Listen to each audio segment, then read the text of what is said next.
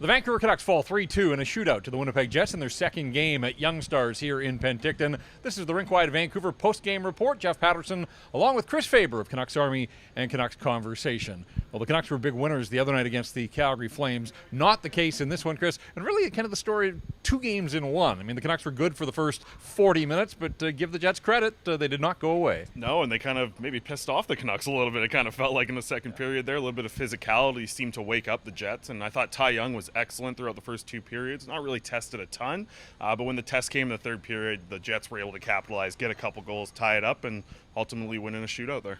Yeah, you mentioned Ty Young in goal for the Canucks. Thomas Milic, we should mention him. He was terrific and kept the Jets in this hockey game as he did for Team Canada at the World Juniors and the Seattle Thunderbirds in the Western Hockey League as well. All right, this is a Canucks post-game report, so let's focus on the Vancouver Canucks, or at least their prospects in this hockey game. Who jumped out to you? I thought the other night we talked about Aidan McDonough and Max Sasson. They were the top line. Really, there's two top lines, and I thought tonight Atu Ratu and Archie Bains certainly had a nice first couple of periods. Yeah, I'd say first 7 minutes of the game, Atu Ratu set up a couple of good scoring chances by just making plays, and I really thought the top six was good. I think that they were kind of missing Josh Bloom a little bit because I thought that he played a little bit better in a third line role today, and though he was not in the top six again tonight, a little bit of a different look, but I thought Ratu was excellent throughout. I thought he was also playing a little bit of that rat role that we've seen him do a little bit in the AHL, and I think that's when he plays his best hockey because it really brings him in, gets him engaged. I think we saw a little bit of that from him tonight.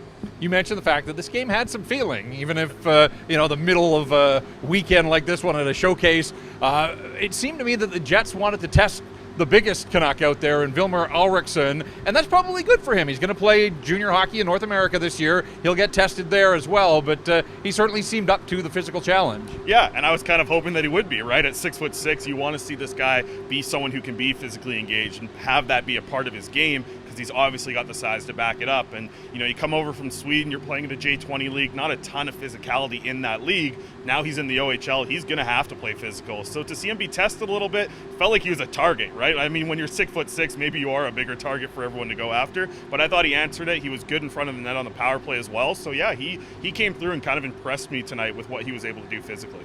Aidan McDonough scored the other night, scores again with that powerful shot that we've seen of his, and then he showed it a bit of versatility scoring in the shootout as well. Yeah, I mean, that shot's electric, right? I mean, you're going to see that a lot in the AHL this year. Probably going to see it in the NHL at some point, I'd have to say, but I think the quality of that shot is something that belongs in the NHL. You can just watch it. It's a level above everybody else in this tournament right now, and you're seeing it on the power play. He's on that right side. He's been doing that his whole life. He's a guy who goes to goalie coach, he goes to goalie camps throughout the summer, shoots on goalies all summer long from that spot. So he's got it locked in from there, and it's nice to see it on the power play.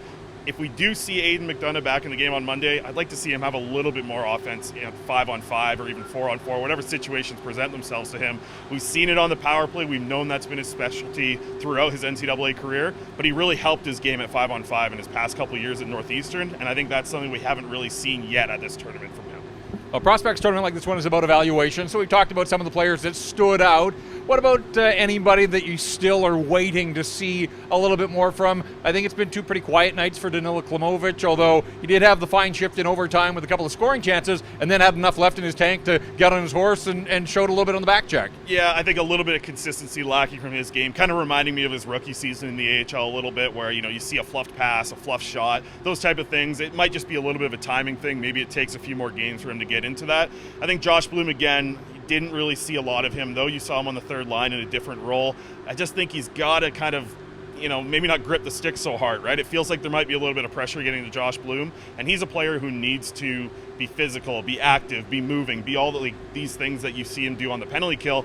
I just haven't really seen as much at this level as we've seen him in the OHL over the past couple of years. Well, one more game to go for all of the teams here at the Young Stars in Penticton. The Canucks will finish up on Monday afternoon against the only team that they haven't faced so far, the Edmonton Oilers. But that's going to do it for Chris Faber, Jeff Patterson here at the South Okanagan Event Center with a Rink Wide Vancouver post-game recap.